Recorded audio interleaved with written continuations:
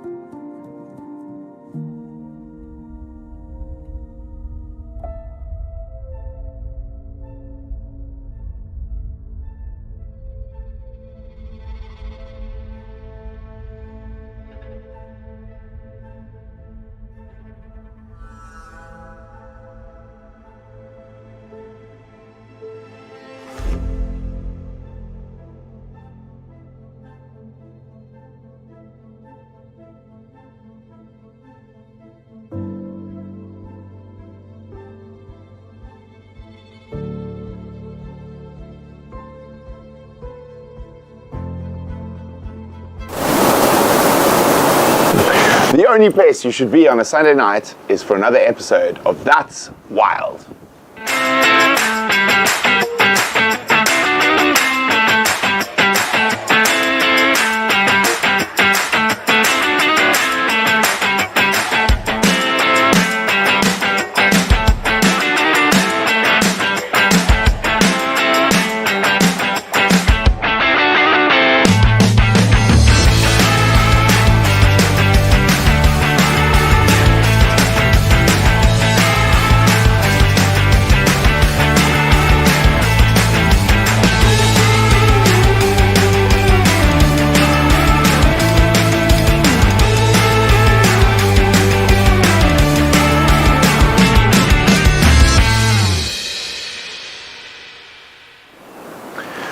Welcome to the best place to be on a Sunday night, which is in a windy low veld of South Africa. And tonight is a very exciting show because we have one of the legends of the safari industry with us, none other than Michel Girardin. Very welcome. Michel, thank you for coming. Thank you very much for inviting me, Brent. I think I'm flattered, and thank you for the intro, legend. I appreciate it, but living legend, I suppose, is a better description. Yeah. But no, thanks very much. I'm looking forward to the evening spent together and covering many aspects which are dear to your and my heart that I know. So we're going to be diving into some quite in-depth stuff this evening. But before we do that, we're going to look at a few highlights from what has happened over the last little while. Obviously, I haven't been on drive, so Gareth and Andrew have been enjoying some fantastic sightings. So let's have a look at what they've seen in the last week. Actually, I lie. The last one I was involved in, and it kept me busy for a week. There was a pack of initially 7 male wild dogs that moved out of the Greater Kruger and moved into commercial farming land.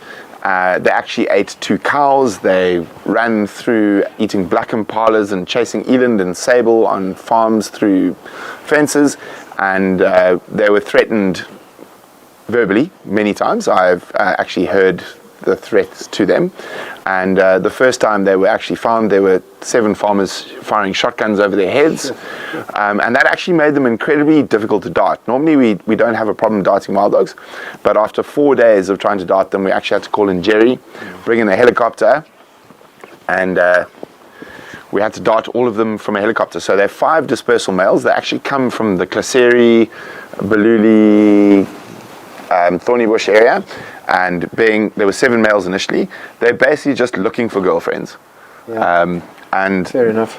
They've actually gone all the way up into the mountains, all the way to the Bladder Canyon, Wow. to the dam itself.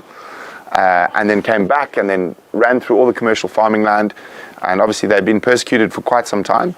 So they're definitely, well, the second most difficult pack of wild dogs we've ever caught. And thanks to Ronya from EWT, and Ben from Wildscapes, and Leah and Tandy and the rest of their team, and Jerry, who did some incredible flying work. And you can see there's Tristan and Joffers and Andrew there all helping out. We managed to catch all 5 of the dogs. Unfortunately, 2 of the dogs had snares, and those who were watching the live stream thought I was being a little bit callous on the one, because I was like, this is a nice snare wound.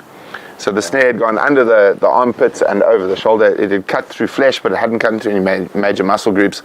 But one of the dogs actually had a really terrible snare that had cut through every single ligament, tendon, everything. And on Friday, so 2 days ago, we actually took that dog through to ProVet, where Dr. Debbie English actually completely amputated from the shoulder the whole dog's leg. All those dogs are currently in a boma about 3 kilometers from us now, recovering, and we're busy trying to find them some girlfriends, and we're going to try to bond the pack, and hopefully that pack will be successful and join the meta population again. But this was incredible work, and it was, those who watched the live stream will know it literally took a village. We had incredible support. He doesn't like to be named or shown on camera, but from Ledit. I saw him.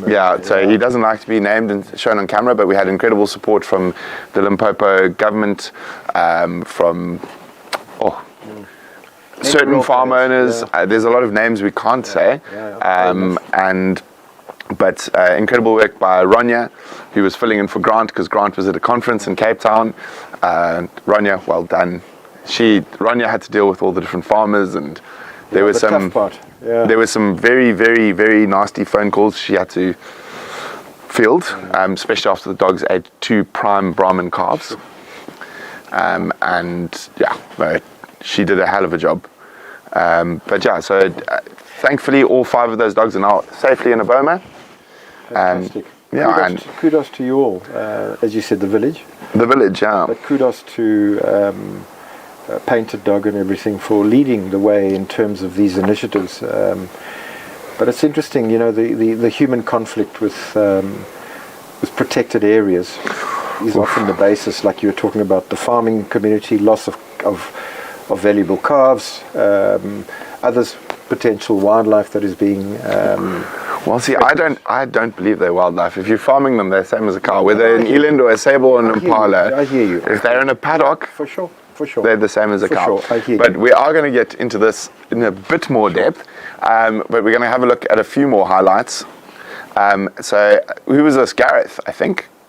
It was Gareth, who had a wonderful sighting of No Hope. Yes. No Hope and her little calf. No Hope is our favorite rhino on the reserve. So she was named No Hope because she was believed to be barren, so she was given to the reserve for free.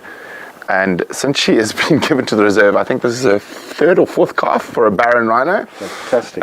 She's doing very, very well. So No Hope is actually all the hope. Love it. Yeah. We've been actually quite lucky. So we've been given 2 barren rhino calves, 1 black, 1 white, or cows, and all of them have now produced multiple offspring. Well, obviously, there's something that they feel comfortable in terms of the environment within which they find themselves, where they came from, in terms of stress or some factor. Well, both of them actually came from the same reserve, but I'm not going to say where it is. We won't say it. But I mean, obviously, the conditions are conducive out here, and fantastic that they're able to prove us wrong. Exactly. I always love to be proved wrong. Yeah. And then I think Gareth also, or was it Andrew, who had a fantastic sighting of, they weren't so popular this week when they started eating another rhino, but the three Leadwood boys, these beautiful big male lions, they're always our favourites on our live safaris. Here they are. They are absolutely in their prime at the moment. Big boys. Yeah. If you're a giraffe, beware, because that's their favorite food. And one of them is a bit limpy at the moment. I think Mullet is his nickname. He used to have a mullet. He's now a massive, big, black-maned male lion. How old are those boys? They are 6. Sure. So because they have 6 or 7, sorry, they've had no real competition. Yeah. So they sired their first cubs at 4. But yeah, they are impressive specimens. Yeah. When you walk into them, they can be a little bit scary. That's good. Dad had to throw his choppers at them the one day when he was making a road. He suddenly turned around and the 3 male lions were watching him. Oh, there, I see the third one. Yeah. Cool. Yeah. So they are definitely one of our favorites. I think them and the cheetah boys are the cats we see the most. Oof. Now, Andrew and everyone who lives in the tent has to make sure they walk home with a torch at night to make sure they don't walk into those boys. Yeah. Andrew's on camera tonight is actually, well, that was to the girls, lost his gym towel. He left it lying outside and the lion stole it from outside his tent. Wimpy, do we have any more highlights? Or and of course, one of our most favorite characters that has moved to the Rietspraat recently, and we were obviously quite involved in the move of him, and he has been in must since he's arrived, basically. Sure. He went from a 30-year-old mid-ranged bull at his last reserve to the biggest boss on the reserve, and there we go. He's a 30-year-old elephant bull. His nickname at the last reserve he came from was Peaches, because apparently the one farm manager had a peach tree in their garden and his trunk could just stretch out enough to steal the peaches off the tree. Yeah. But here he is doing what he should do and uprooting a whole knobthorn tree. That's just outside from where we are now. Yeah, that's just down the road, yeah. Fantastic. Yes, the elephants. We're actually quite lucky in this camp. So actually, Mish, where we're sitting here, we have photographs of the lions lying on this behind us here. They come over the... Well, hopefully they don't do that while we're in the middle of the show. Or they do, but then we'll go hide behind Andrew. Yeah. But yeah, so that's the highlights for the last couple of days. As everyone knows, I've only recently got back and been back for a week of catching wild dogs. Before that, we were on a fantastic, sorry, go again, Vim, on a fantastic private safari with some of our Painted Dog pack members where we covered Cape Town, Botswana, Kruger, well, in Botswana, the Makgadikgadi, and the northern areas of Botswana. But I think it's about time for a little break, so we will see you shortly.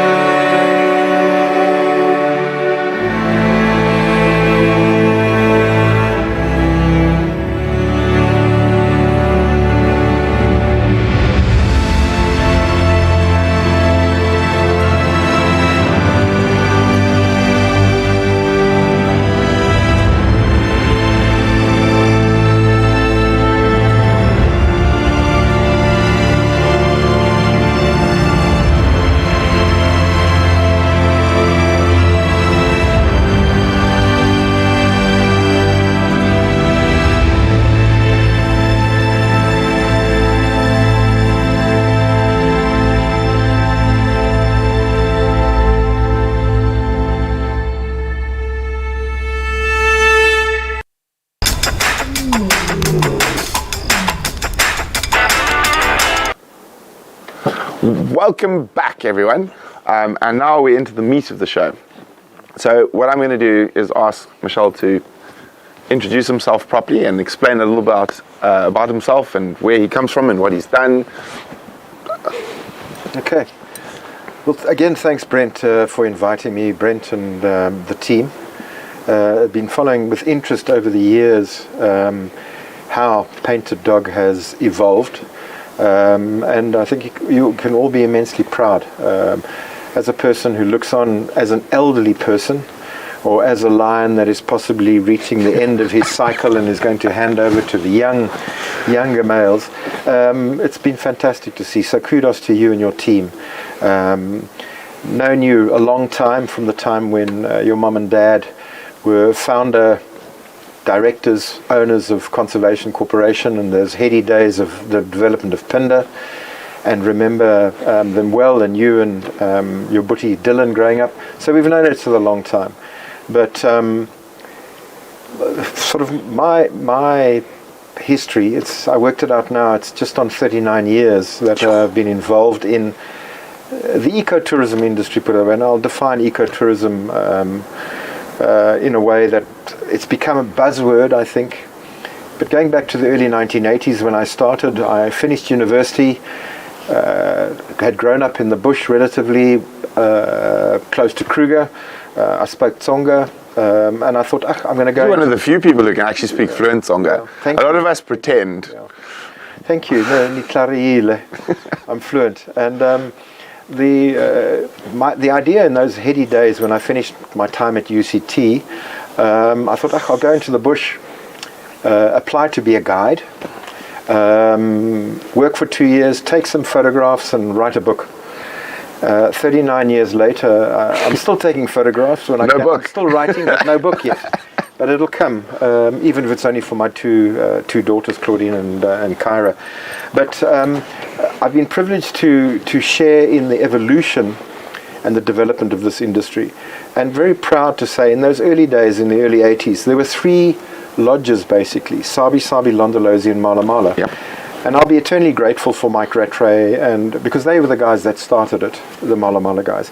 And it's moved on. So from sort of those 3 lodges in the Lowveld in the early days to over 200 plus in South Africa at the moment, it's been interesting to see how this industry has evolved, and to be part of an industry with leaders like the Vatis from Londolozi and Hilton Loon and everybody at Sabi, and most certainly your dad and them, with Pinda and what would happen with Conservation Corporation as a model, and then of course going on to development of Kwando, etc., etc. But to focus on something which, because at the moment we're all dealing with the scourge or the challenge of poaching, and we'll go into that. But I just want to broadly talk about ecotourism in general. There was no term for ecotourism in the early 80s. It was only really when Hector Kabalaskaran coined the term ecotourism in 84, 85, 86. And in that time, it was predominantly looked at the relationship between tourism and conservation, forgetting a very important leg, which is now everyone talks about, like the 3-legged pot. The third one is communities that live adjoined or adjacent to protected areas. So the way I've seen ecotourism, going back to those days, was the interdependence between these 3 legs: tourism, conservation, and communities. If one of those are not playing a role or interdependent, the pot will fall over. If we look at the original theory behind Conservation Corporation, was care of the land, care of the animal, care of the people. Yeah, I think that they very much fine-tuned and developed a model which many other people followed, including Wilderness Safaris and Bots, but even other smaller companies like Andy Hogg of Bush Camps in Zambia, Bex in Glovo, all these guys who've become major leaders in the industry. But I think the one thing, Brent, that So we're just having a quick look here. So Michel, what showing is from the last time we were together, it's the boundary between the Manyeleti and outside from Dixie or Ferndale, Utah. So I think this is Utah. Yeah. You see, there's a prime example of this boundary that we see, and in South Africa we have, and you must remember, I'm going to talk predominantly. I haven't had the exposure that you have to open systems necessarily, like in East Africa or in Botswana. Kruger, as large as it is, half the size of Switzerland, whatever it is, it's still enclosed with a fence. So you've got a situation of fences between communities adjacent and protected areas. But I'll talk about that now. But I remember in the 80s, and please bear with me, I've kind of been some people might have said Michel was more left-wing or liberal. These days they might call me woke. But anyway, I will wear these badges with honor. But I remember in the 80s looking at private lodges, and I was working at Sabi at the time. They gave me my break, and I spent nearly 18, 20 years with them. I remember looking at it and saying, the challenge is that private safari lodges or camps, or protected areas with camps in them, we've got to be careful of being seen as islands of opulence in a sea of poverty. Now, it sounds radical, but Buckingham Palace next to a squat, or next to a shanty town. yeah.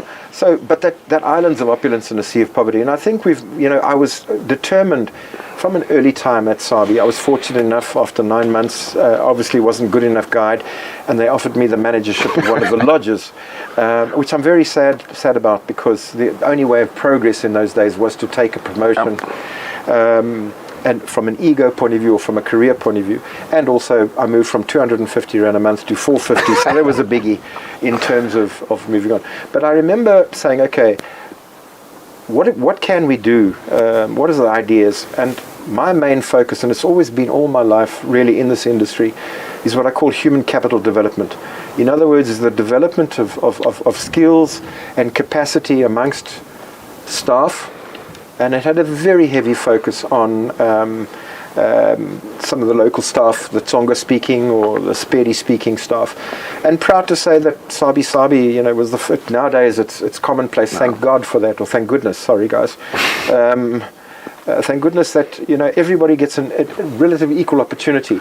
But back in the day, there were white ranger guides, there were black trackers, and there were no female guides, either, white or black. Yeah, and nowadays it's leveled out. But I remember in their days in '86 when we promoted at Sabi, William Tlatswayo, who happened to be the very first so-called black guide, and when we announced it, which was a very brave decision in 1986, there were some white guides who resigned. And when I asked them why are you resigning, they said, white dudes drive and black guys sit on bonnet.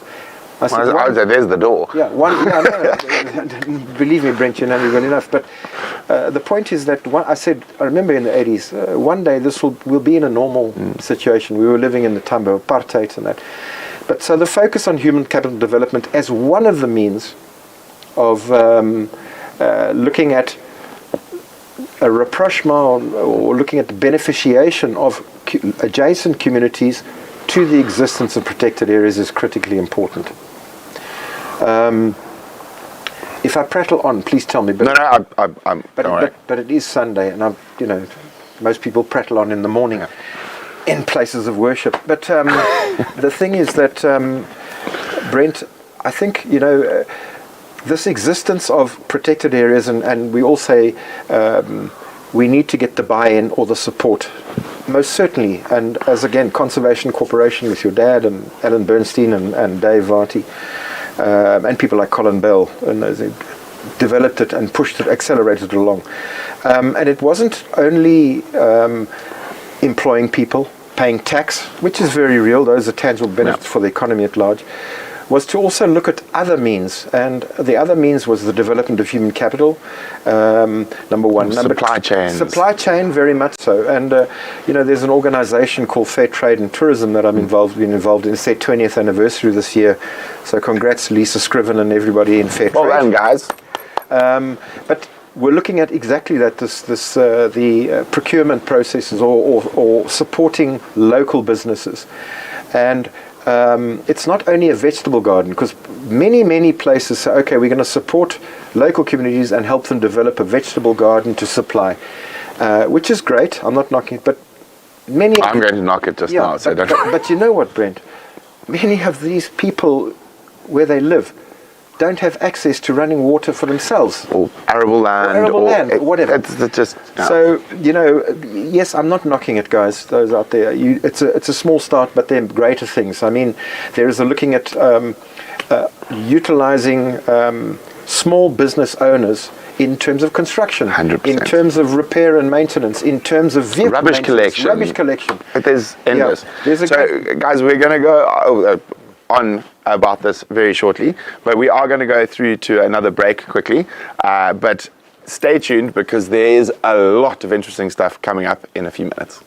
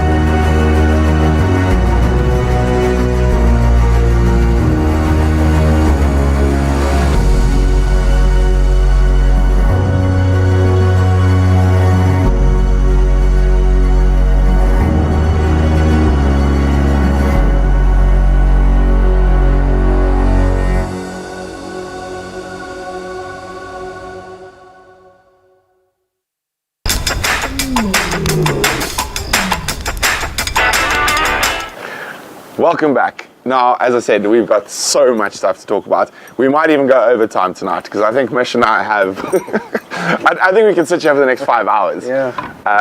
But yeah, picking up on that human capital development, developing small businesses to support the safari industry, support the eco-training, with ecotourism. But eco-training, yeah, without having to sort of rely and hire big companies from Joburg to do your food deliveries and whatnot. 100%. So, yeah. Please continue. Yeah, I think, look, it's not easy a magic wand that you can say, okay, no. These things, but one has to look at these things beyond some of the examples that have been used in terms of justifying this is our community upliftment program.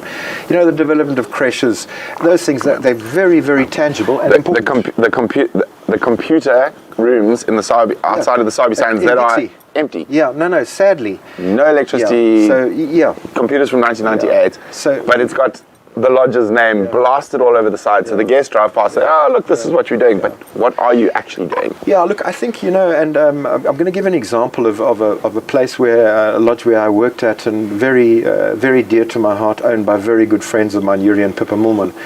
Yuri Mulman is a very quiet, unassuming guy who's done a hell of a lot. I lived there, yeah. Very many projects that are very important, and, for example, Economic Radio. Yeah. Providing the seeding funding and the support and the training to get those young guys. I've been on Economic Radio. And you've been on Economic.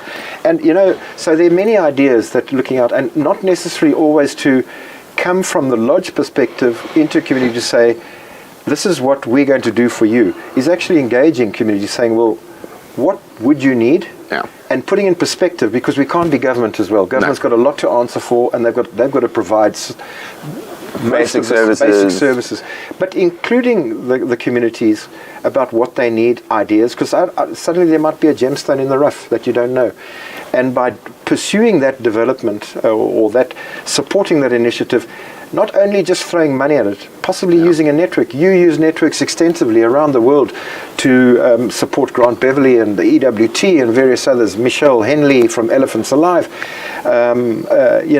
It's also one's network, because many of these protected areas, especially the private reserves, the individuals involved in these reserves are very well connected and can use their leverage sometime to put people in touch, and I think that needs to be looked at more. So I just want to say one thing before we continue this. There's a big thing, and there's stickers that go around South Africa. There's a whole bunch of very angry housewives in Johannesburg who are part of, I'm not going to say who have these stickers in these campaigns, shoot the poacher, whatnot. Yeah. The moment you are shooting people, you have lost the war. 100%. It is over. 100%. If you are killing people, you have lost. We need to fix the fundamental problems, and that's not going to happen overnight. It's going to take years, and I truly believe taking the baton on from people like Michelle, it's my responsibility and my generation's responsibility to then even pass it on to the next generation.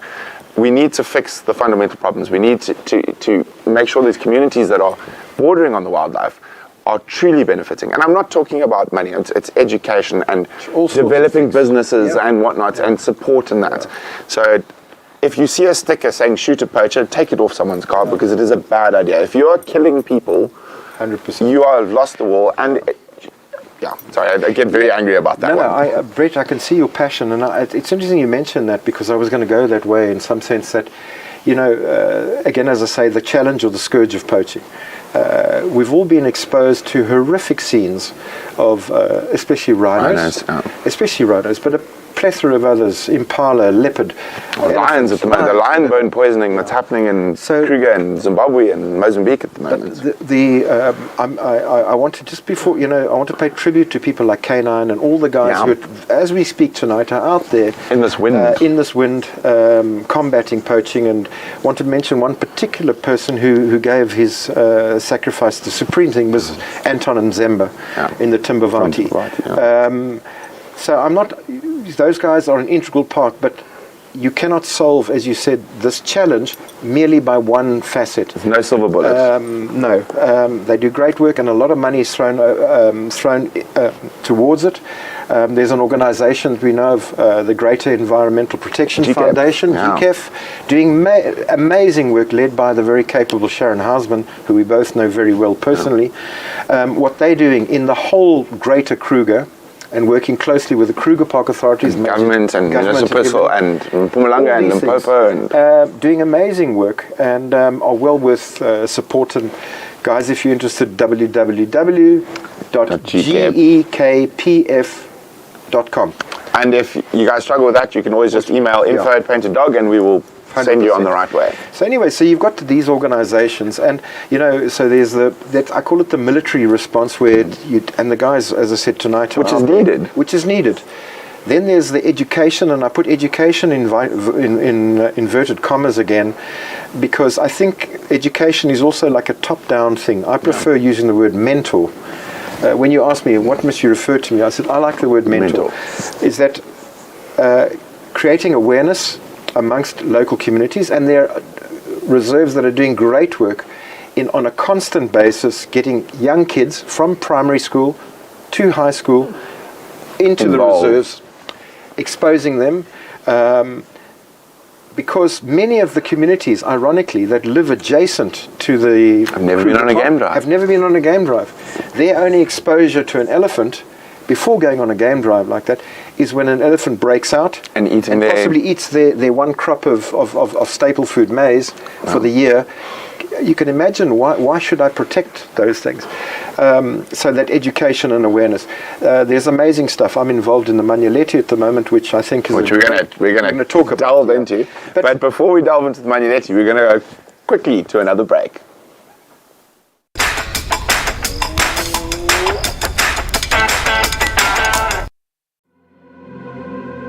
Dear future filmmakers, Africa is calling.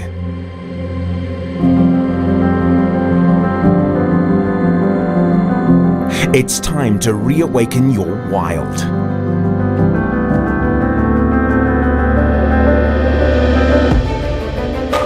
Painted Dog TV is offering an internship unlike any other.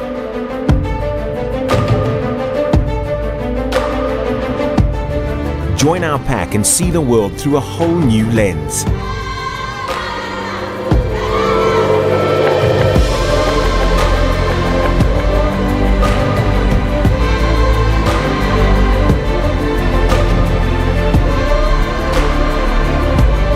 Live and work in the beating heart of the South African bush, and become part of our mission to share it with the world.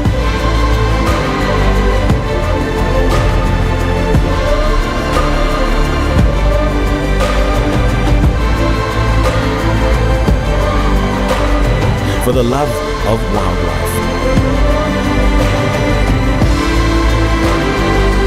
For the storytellers of our future.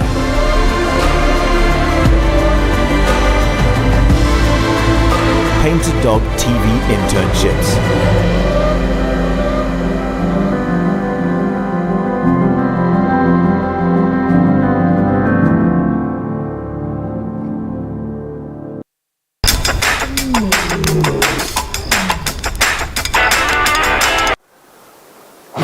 Welcome back. We actually had a little bit of excitement.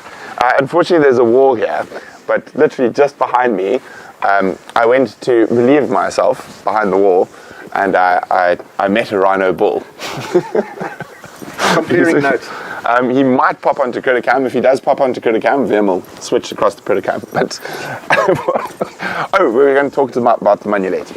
Well, we're going to get into Manyeleti, but I want to just get back to this exposure in terms of communities and this education. So at the youth level, there are many reserves, including Manyeleti, the Kruger. They just had their free access week, national parks, which is wonderful. But many private lodges have done it. And again, I know that Juma over the years, Sabi, many people have done this, of getting younger guys involved. But what has struck me was a recent initiative started pretty much by a number of people, but especially Elephants Alive. Yeah, the Gogos. Yeah. I love that. Maybe it's because I'm nearly in that age group myself, and hopefully someone will invite me for a game drive. But I love that thing, because if one looks at Tsonga culture, or any culture really, grandparents are very, very important. And in our communities in South Africa, the Gogos are even more important in rural communities, because very often they're raising generations.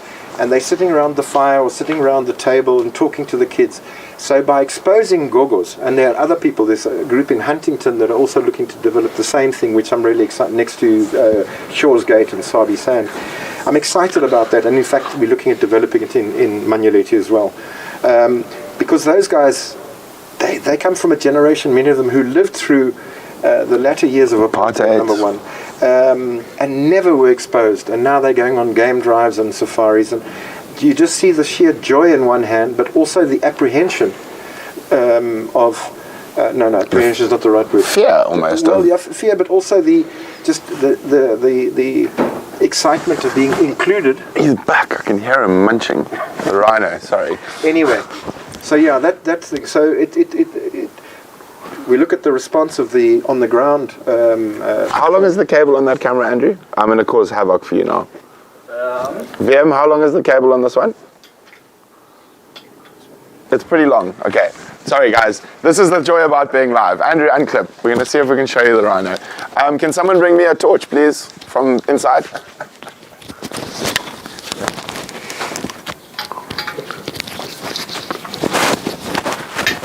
You need a hand there. Okay. Someone bring you a torch. There you go. Thank you, Basil.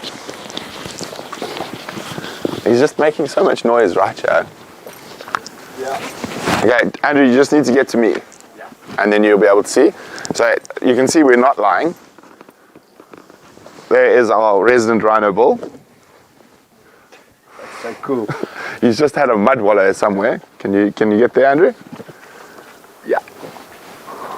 There we go. Fantastic. So just in case you thought we were telling fibs.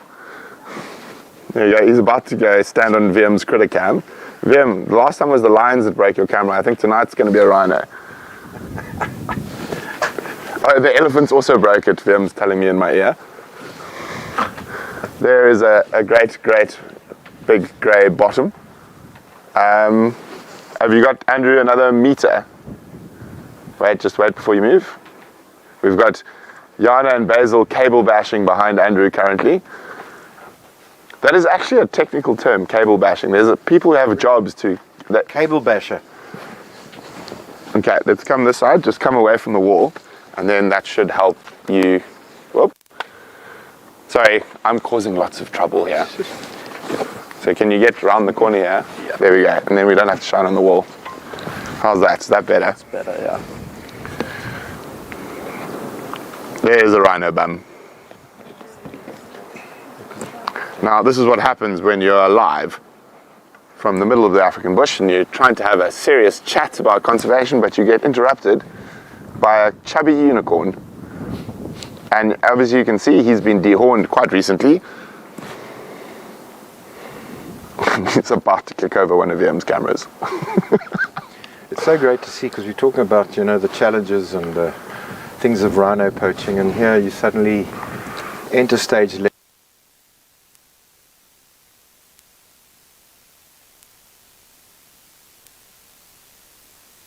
Thank you, Andrew. It's back. So we're causing lots of havoc. We're gonna. There are like 4 people running around. You can actually show the team behind the scenes. Yana and Basil, making sure we have the cables pulled around so we could show you the rhino. Sorry, I couldn't resist. I mean, we could hear him chowing behind us. It's appropriate, you know. So I'm warning you, VM, already. I think the show is going to go overtime. Yeah, we're going to extend. Okay, no problem. If the viewers are happy, and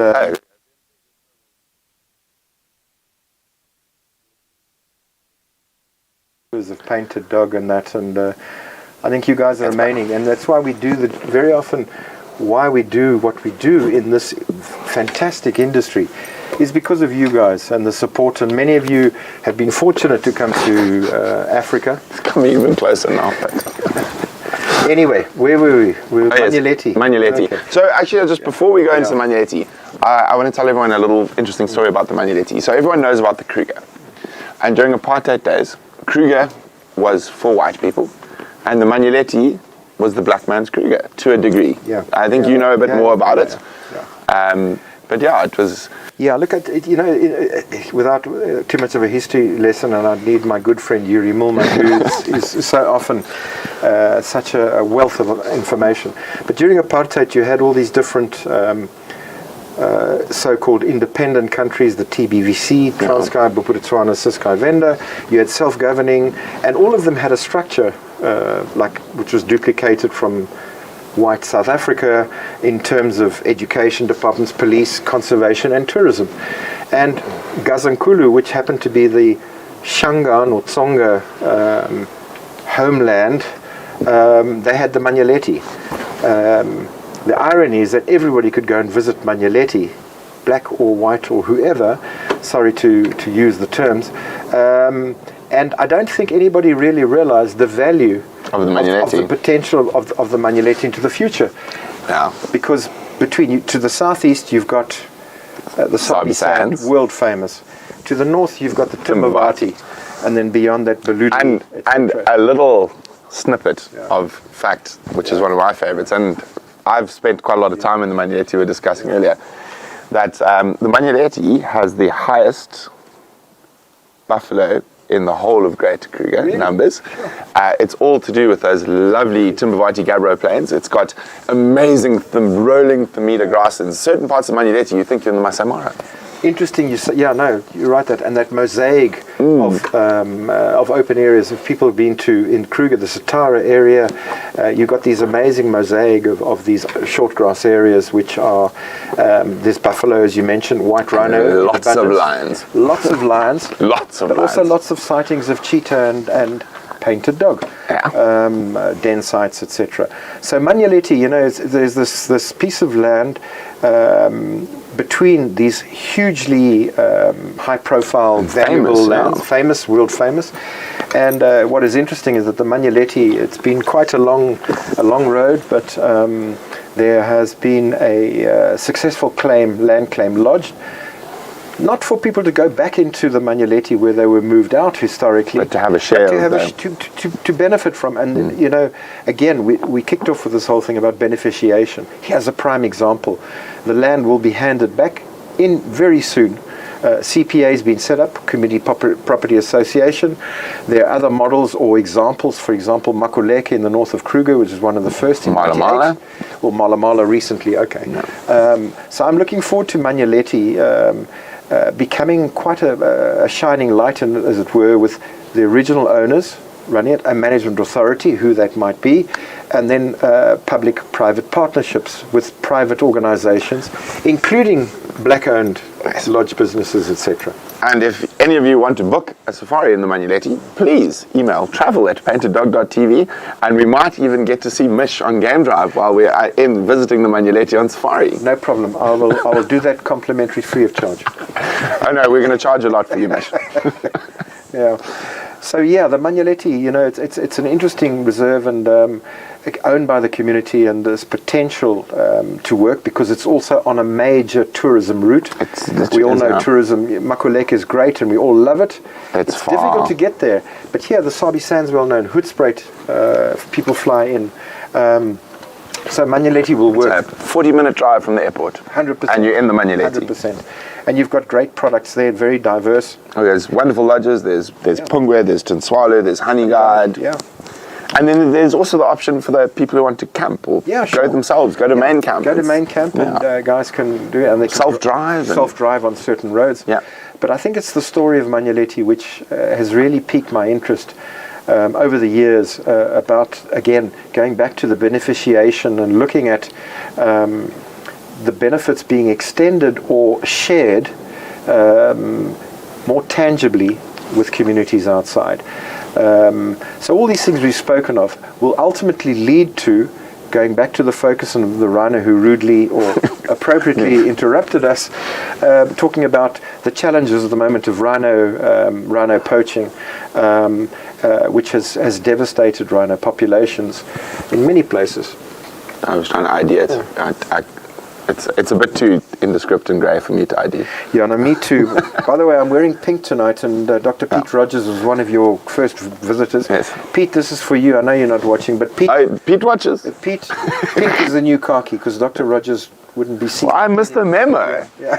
No. So guys, obviously you said we're going to extend, but we're going to take a little sort of 3 or 4 minute break because to give Vim and Jana time to panic because Mish and I are now breaking all the rules and the show was supposed to end in 2 minutes, but we're going to take like a 4 or 5 minute break and then we're going to be back. We're going to take live Q&As and I think this conversation is going to go on for a little bit longer than originally planned. Thank you.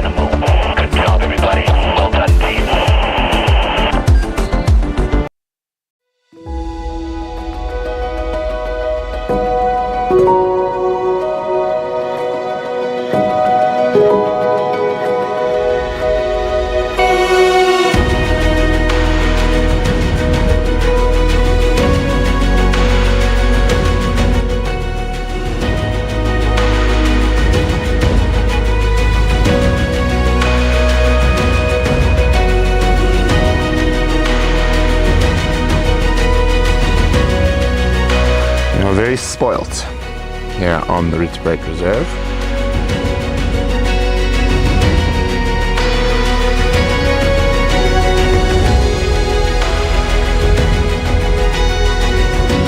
How awesome is that, guys? Right past the front of our truck.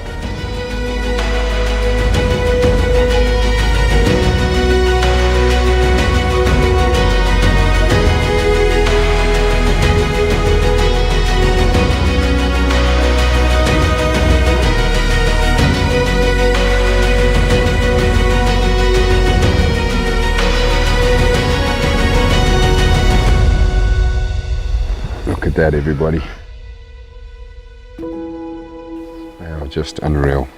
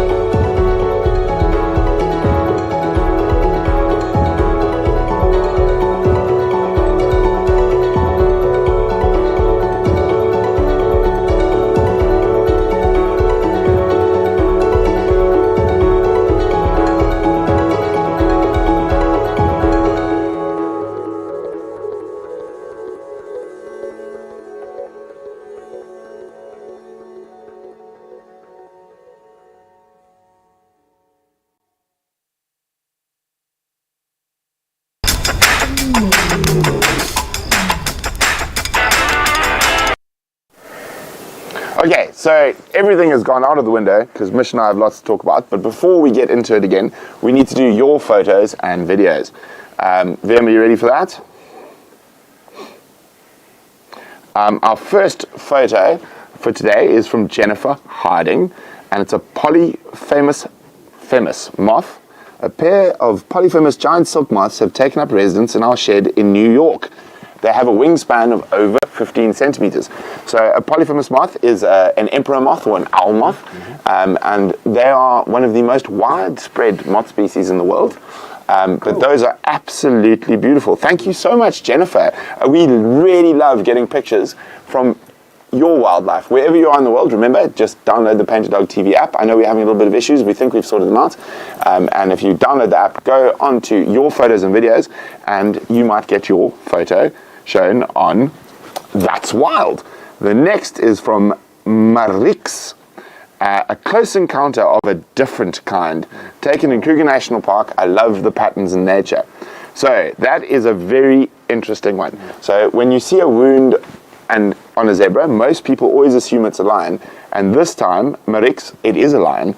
Normally it's actually zebras biting each other. Yeah. But that is a lion. You can see a lion has tried to grab the back of the zebra and has cut through, and now the stripes do not make or add up anymore. That is an absolutely fantastic photo. Thank you very much, Marix. And the leopard is Leopard Queen, mother and calf, taken on Kai and Lovo. And we actually know this mother and calf. What date was this? 2023, August 2023. Oh, and this is on Kai and Lovo. So it is one of two females. It's either no hope. It keeps giving us hope. But I think this is actually Masingita. Nice. Miracle. So Masingita was the first of the 5 orphans. So they came into the orphanage on the Rietspraat Reserve at Kai and Lovo. There were 5 young rhinos. I think it was 3 females and 2 young males.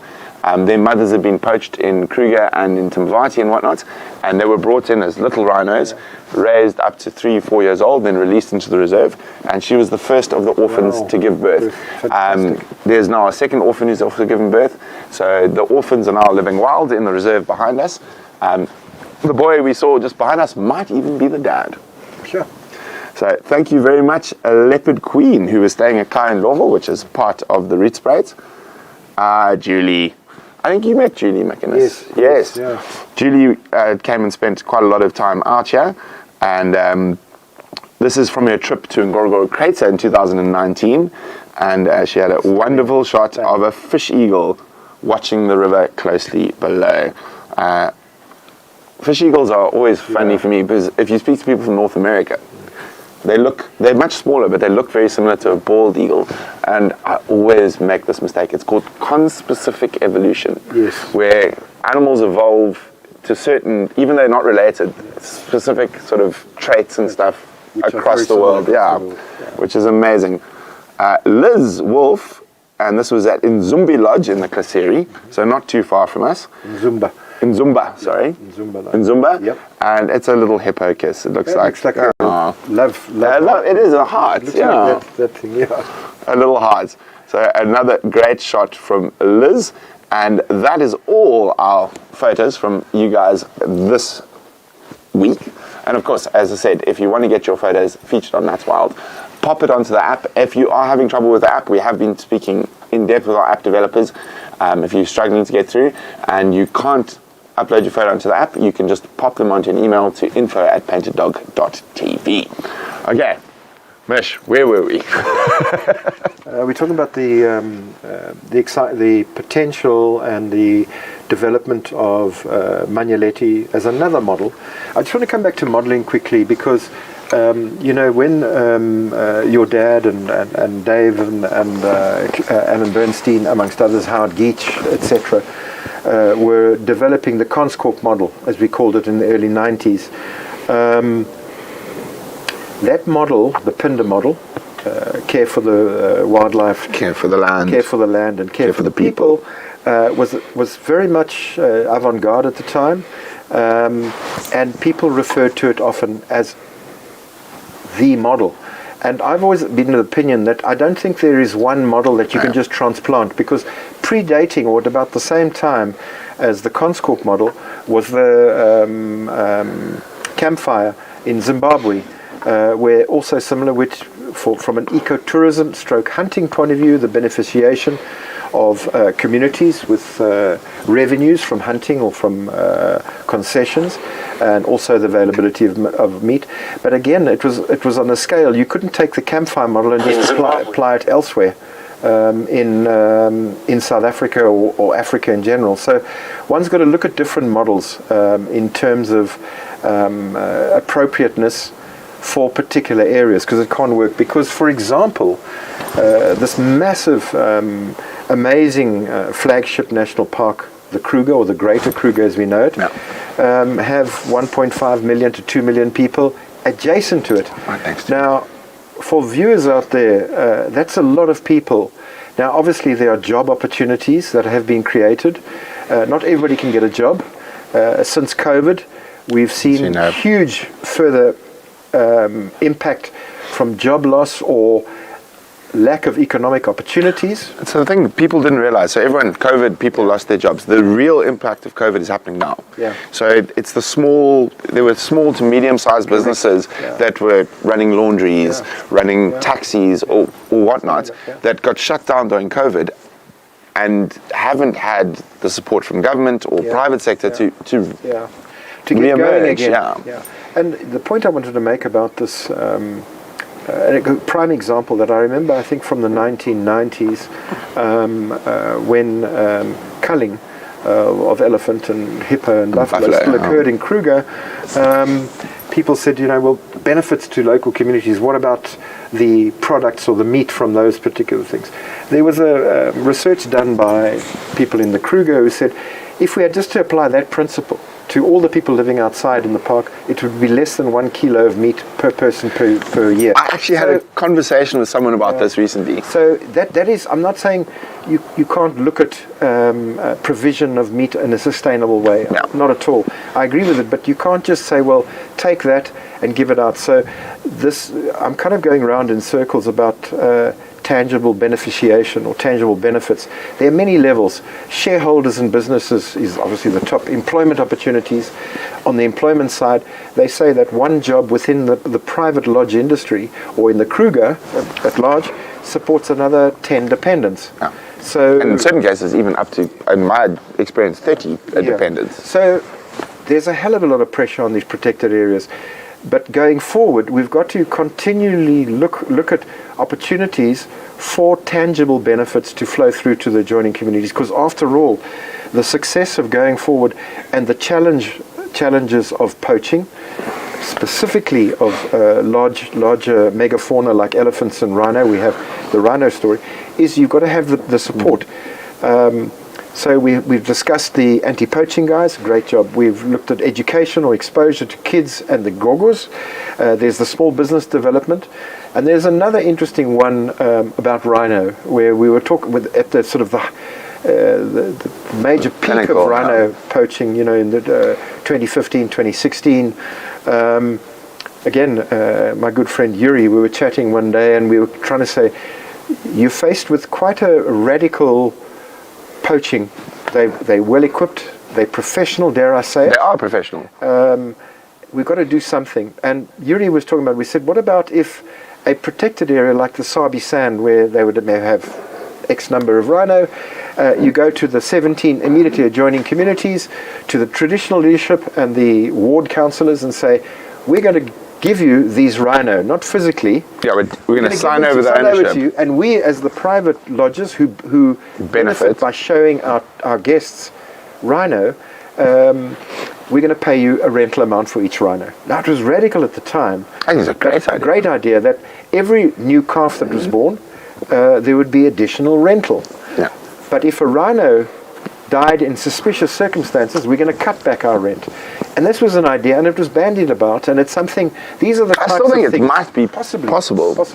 So, look, how people will say, but how does that money get divided, because there's factions in communities. Yeah. I understand that, but the point I'm saying is that with less than 30,000 rhino in the world at large, most of which happen to be in the Greater Kruger, if you look at it around us, we've got to look at radical ideas to preserve rhino or conserve rhino, but it's linked very much into this link between people outside the fence and how do they benefit tangibly on all these different types of initiatives.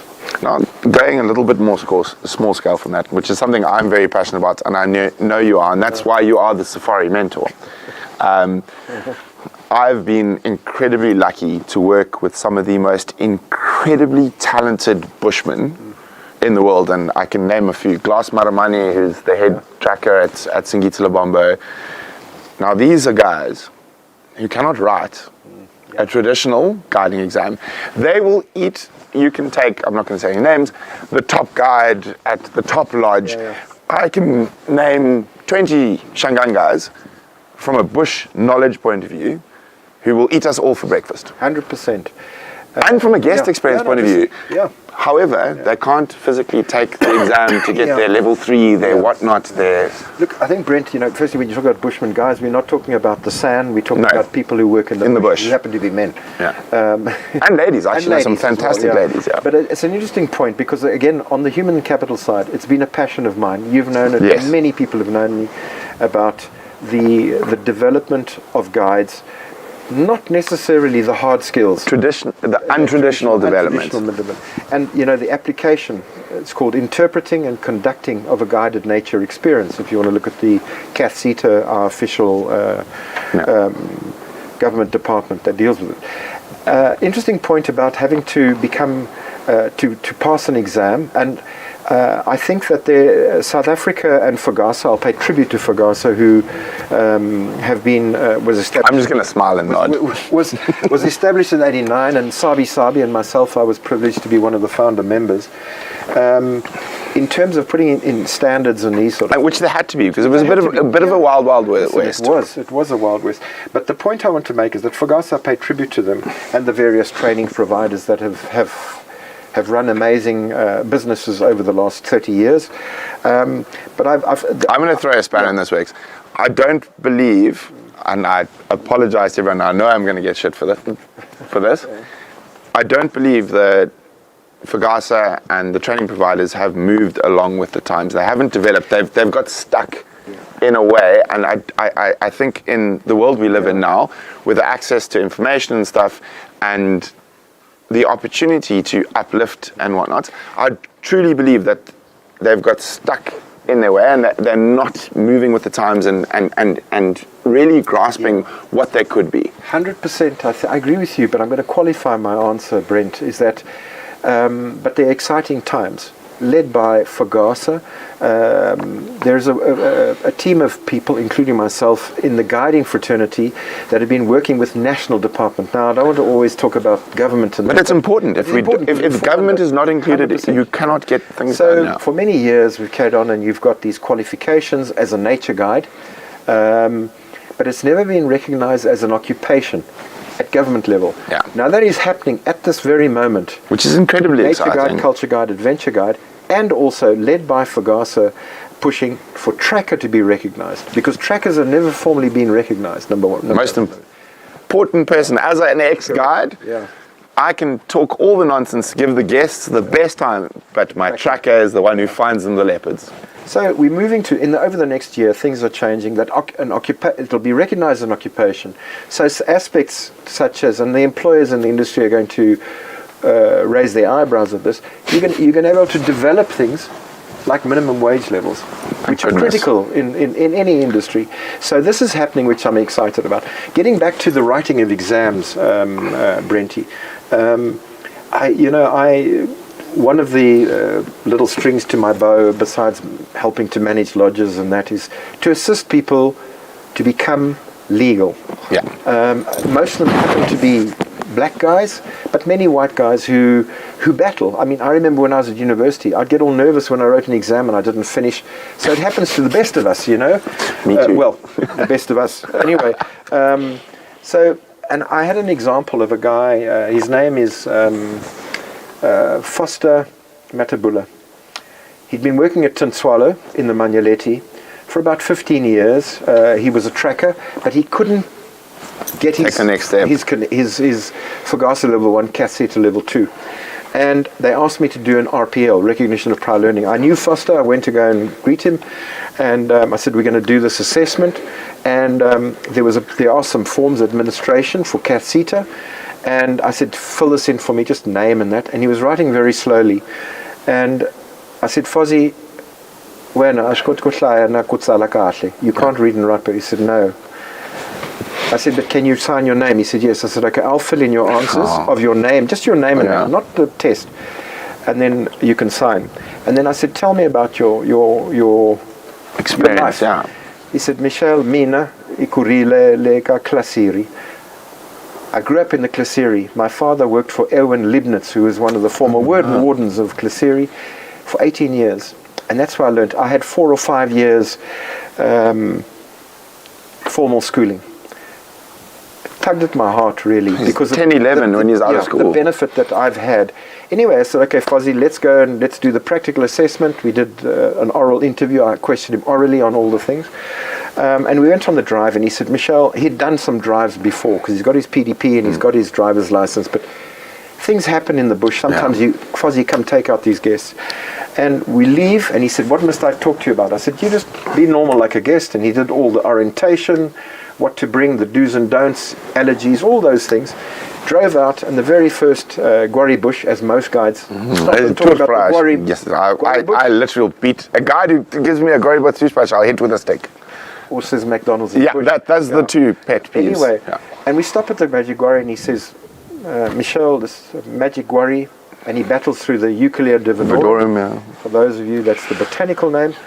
And I'd go to him and I said, whoa, Fozzie, what is the name of this bush, this tree, in your language? Tsonga. It's in Tlangulo, by the way. It says in Tlangulo. I said, have you ever, when you've taken guests out, have you ever said to them, in my language, this is in Tlangulo?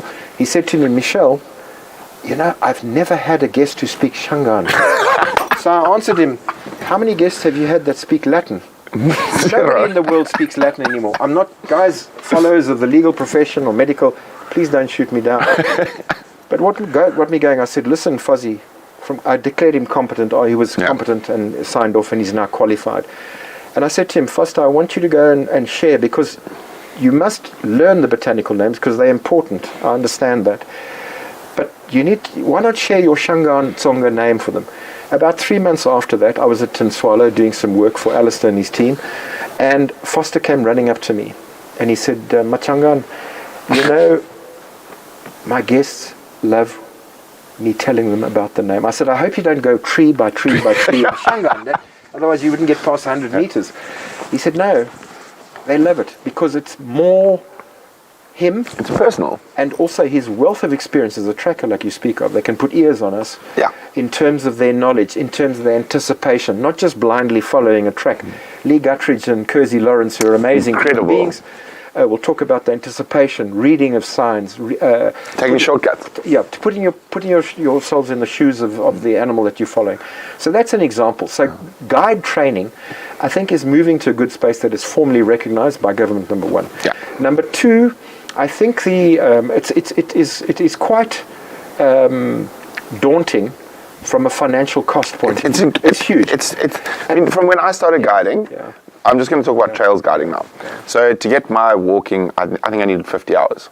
Yeah. In 2002 or whatnot, I did my Kruger walking with because we're in Kruger. 50 hours. You had to do 10 hours per Big Five, and then you were qualified trails guide as long as you passed your Kruger sheet. Now it's like 600 hours. It's not financially possible for a young guide to actually become a guide anymore. Look, it is challenging. I'm not knocking it in that thing. I think let's go back to basics of an entry level Fagasa level 1, which is moved out as now Cat Sita level 2, NQF level 2, which means the same thing, is that even to do those courses, and there are fantastic training providers. 100%. I'll name them. Eco Training, Bejan, Mark Stavrakis down in towards the western Eastern part Cape, of Limpopo, Western Cape and whatever. Cape, there's like everywhere. But what I've seen, and I've discussed this with Michel Duplessis of Fagasa, and we've discussed, is trying to look at the opportunity for people to gain access to become guides who I've seen people, and they don't only happen to be people from local communities that are joining. Young white guys, they've got it in their gut, because I'm a person that believes if you've got it in your gut, you'll make a way. You will find a way to learn do it. Diaspirus Mespiliformis. Lania Schweinferdia is my one. Well, that's, look, you know, you've got me there. The point is that I think for our industry in the future, and again it comes back to the benefits of guiding is part of it, from locals, be it next to here, next to the Kruger Park, be it next to Madikwe, be it next to Addo, wherever. South Kawangwa, and Serengeti. Is that we're going to have to look at the, when I say the investment, there's an opportunity for an academy to be set up which would run profitably still. Yeah. You could get support for it, because that's what I'm in fact looking at the present time. Because people around the world want to support initiatives, be it 100%. rhino poaching or wild dog or whatever the case is, or Pell's fishing owl surveys, whatever. Vultures, vultures.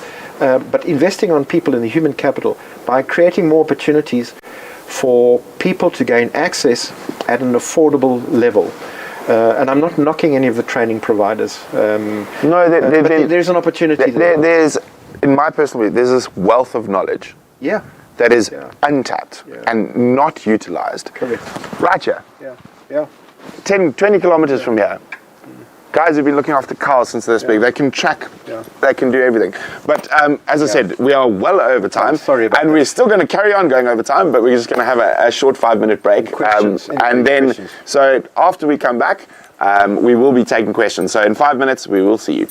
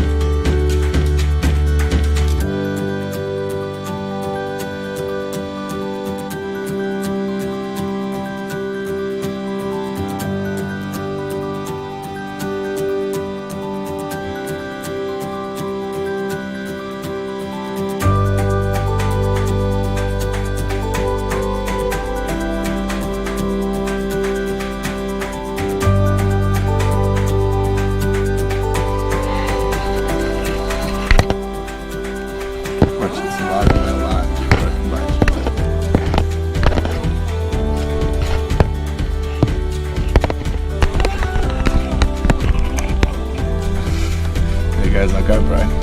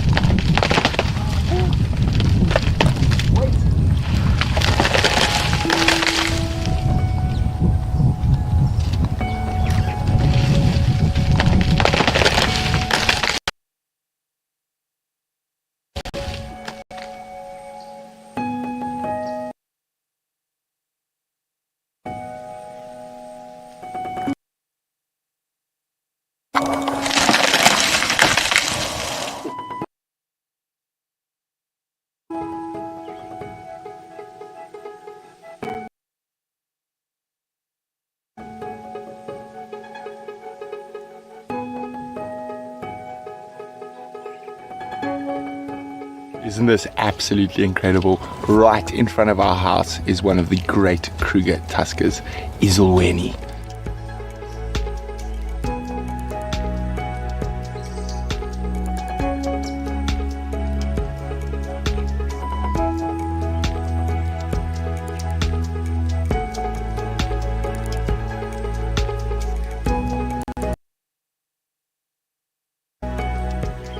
Isolweni means heaven, and I am literally in heaven with this big tusker. Hi, big guy. Visiting the new den site, and hopefully we're going to be seeing quite a bit more of him. You're a very relaxed big boy.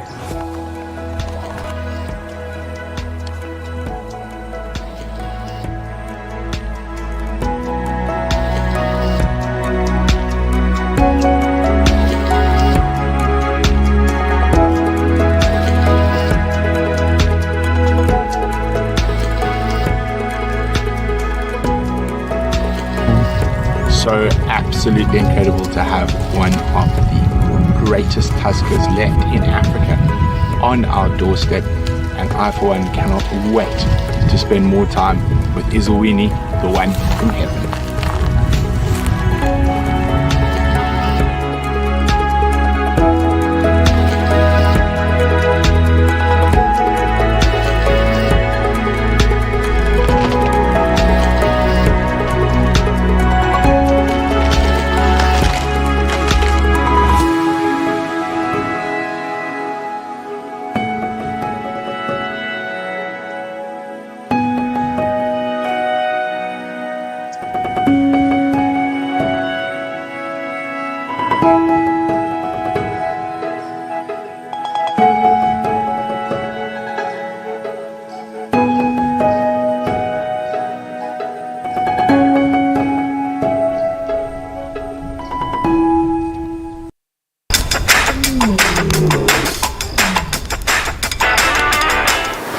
Welcome back, everyone. As I said, we are running late.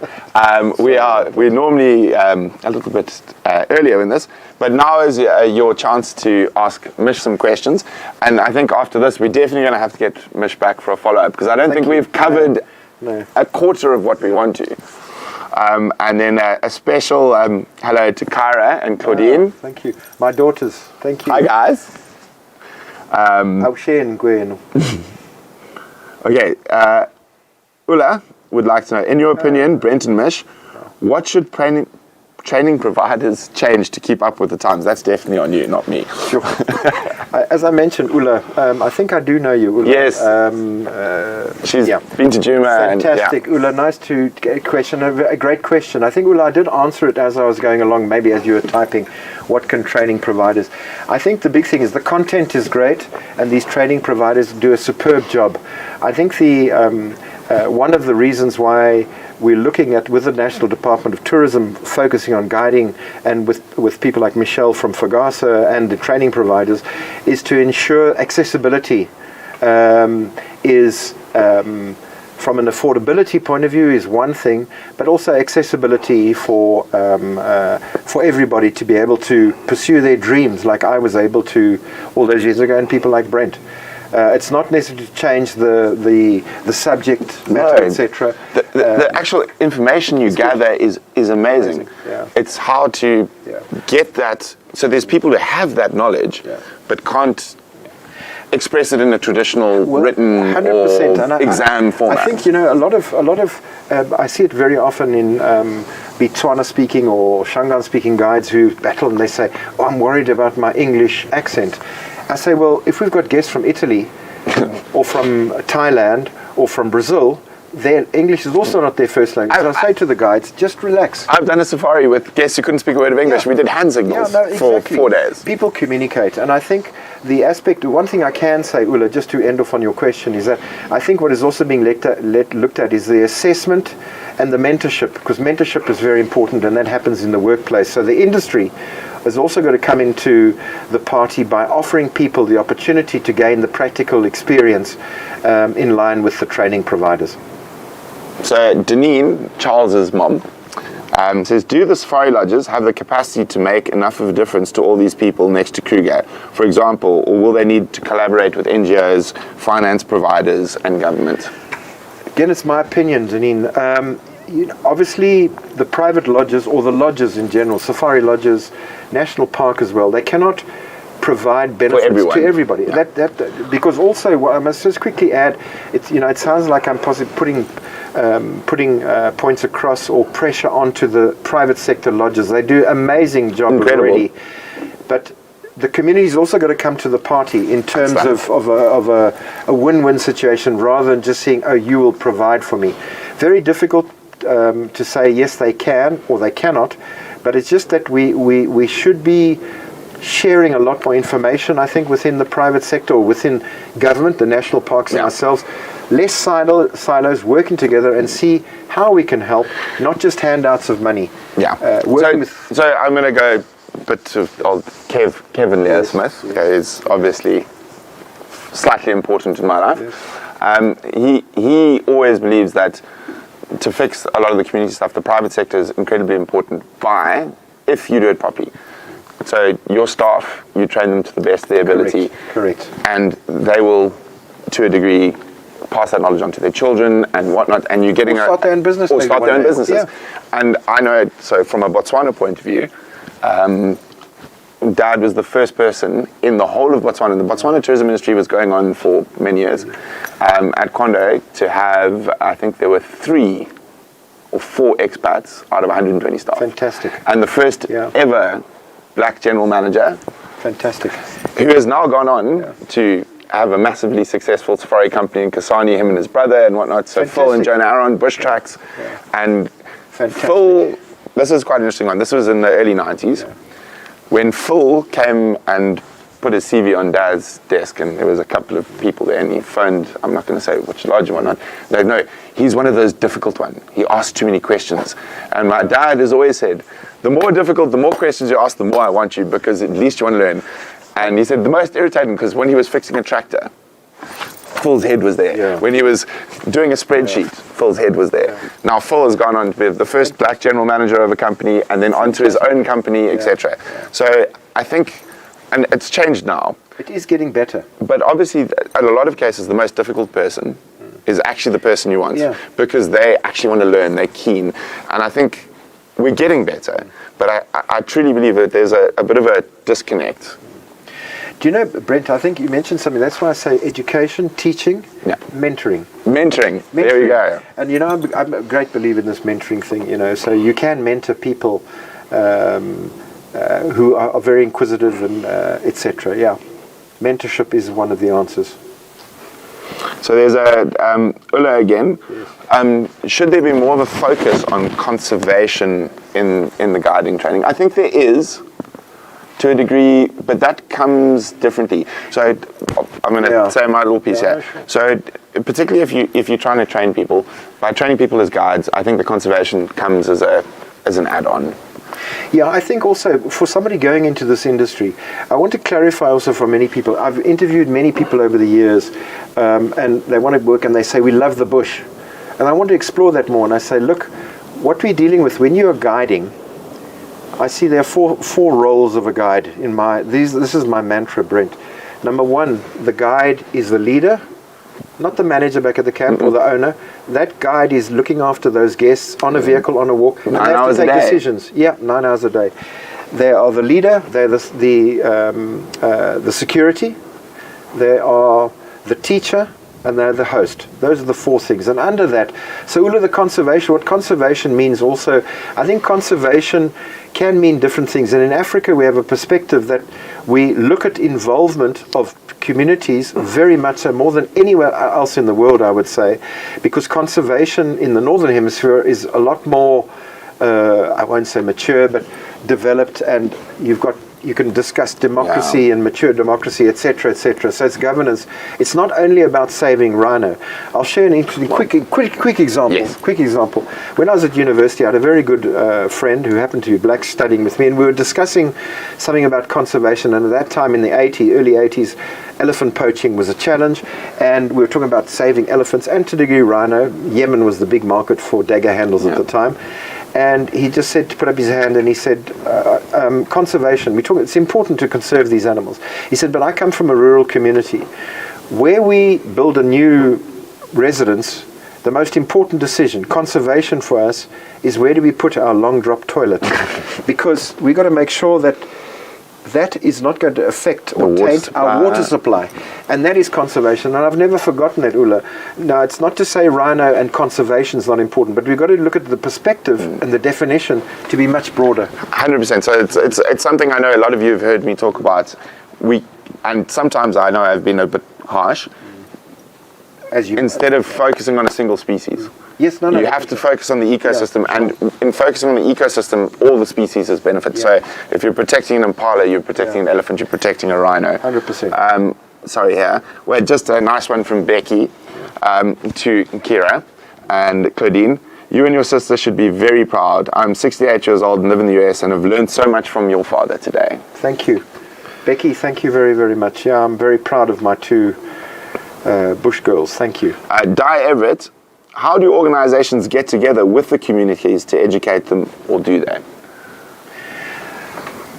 Again, I think there's no simple answer to that. No. I think the aspect is going through Painted Dog and the lodges themselves to find out how can they assist. The one thing that I've also been aware of over the last 20 to 30 years is that a lot of good work is done by non-governmental organizations or interest groups or animal rights groups. The focus or the goal is to improve the conservation or the saving of species, or creating awareness or education, or support for education. I think that's a very good one to follow within communities. But you've got these silos, and I think we've got to collapse the silos more and more. It needs to be work a together. stream. Yeah, more stream. You know, there are people that are doing great work. Nourish, a local organization run by Sarah Berg. Incredible work they're doing. I come back to GKEF. You know, they're very much focusing on the conservation of rhino, but are also doing amazing work. So what I'd suggest to answer is to find out more through organizations like Painted Dog, or go to the lodges that you might have some connections with and ask them of how if anyone does have any questions about this, please email us info@painteddog.tv. We will help and put you in together with the right people. So Michael Fleetwood, I think you have met. Hello, Michael. People who live adjacent to the protected lands have come under such unfair scrutiny, and this we actually discussed in a different show about Hukumuri in recent years, with various human-wildlife conflict. How can we help those people have a voice towards a solution? That's a credible question, Michael. I've known you for many years, and I think you do amazing work. And you've played an amazing role, and I pay tribute to you in terms of helping manage a vociferous community. Vociferous community. And you know, I look at it, and we talk about, if we can, we talk about Hukumuri. In fact, over the last 24 months, there were 4 well-known leopards from the northern Sabi Sand: Hukumuri, Tandi, Hosanna, and Tavangumi. And I was involved in the situation with all of them, where people are talking from the heart. In other words, they care and they love these animals. But the perception sometimes blurs because the facts on the ground. They're named.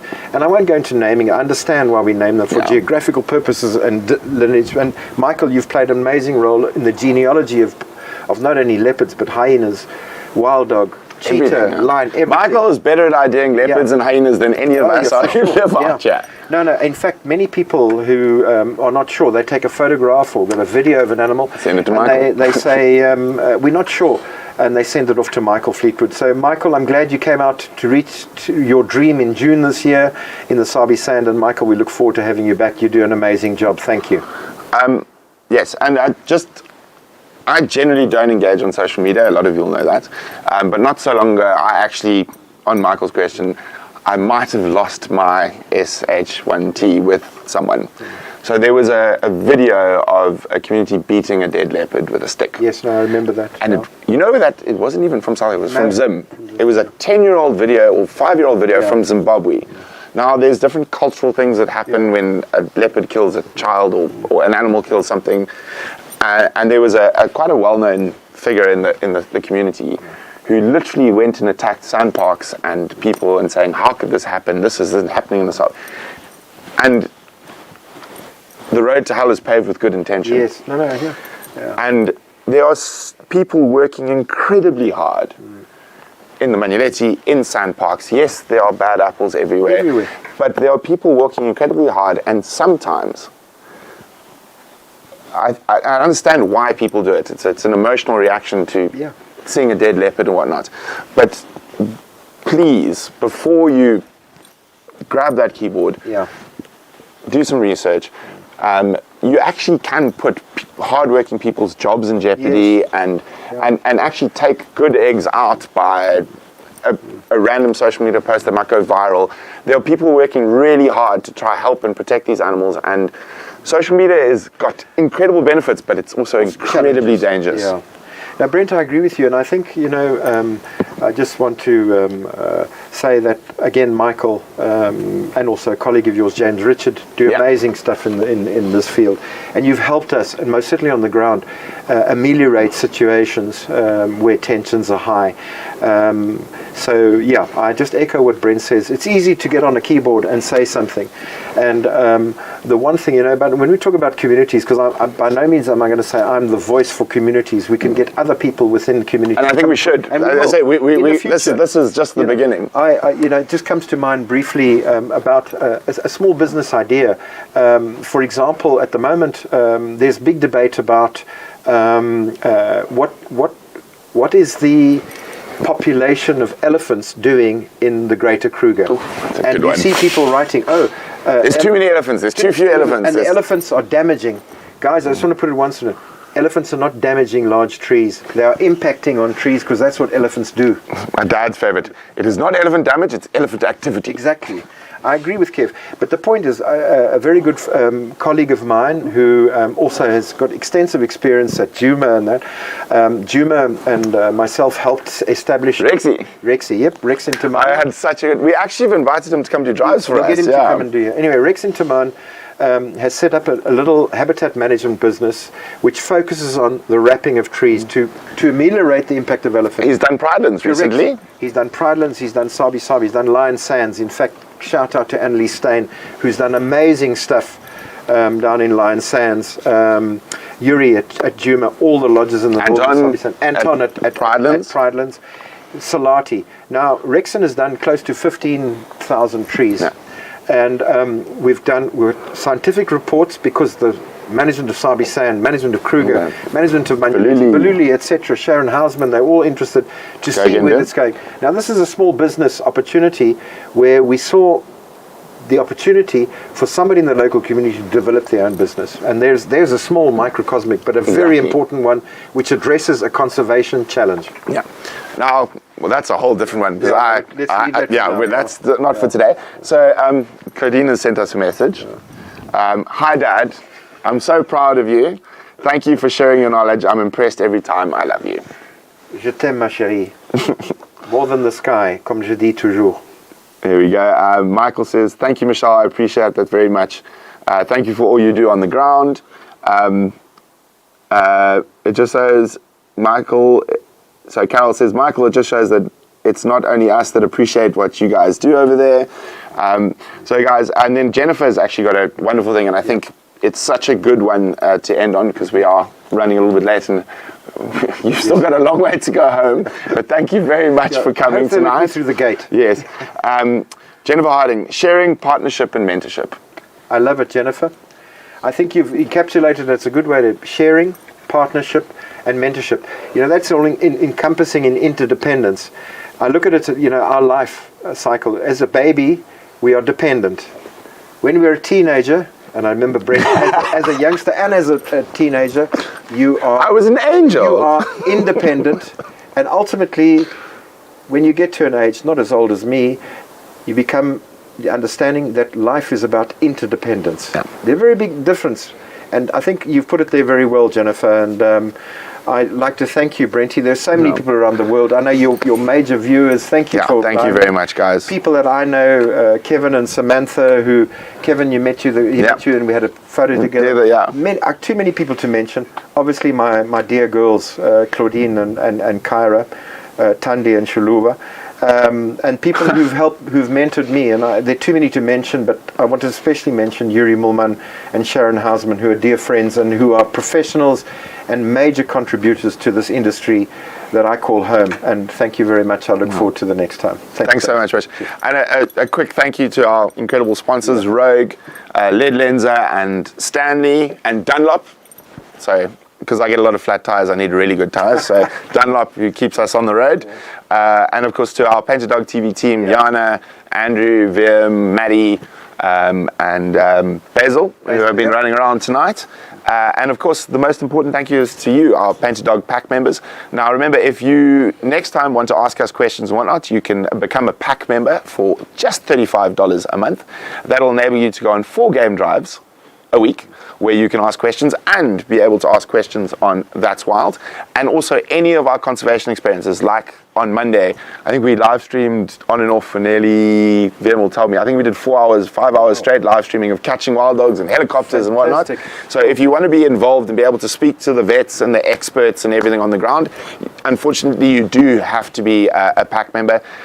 It is not the easiest and cheapest to stream live from the middle of the bush. No. We do try and make it as accessible as possible, and our Pack members thankfully are enable us to be able to broadcast this for free. But if you want to be able to ask questions, you do have to be a Pack member.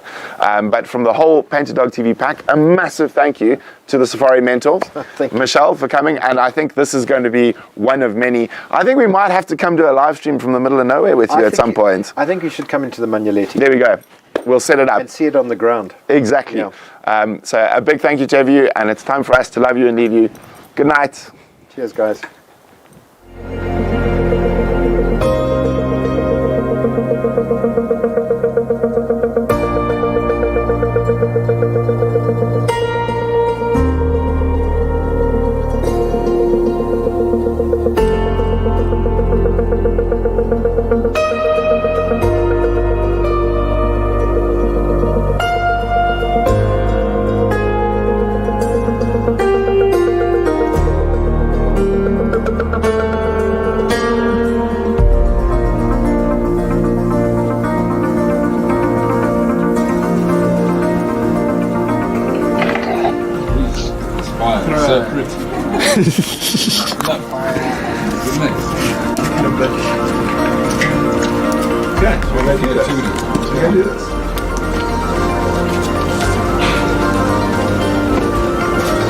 Oh, but then it cuts them off. That's wild. Wow.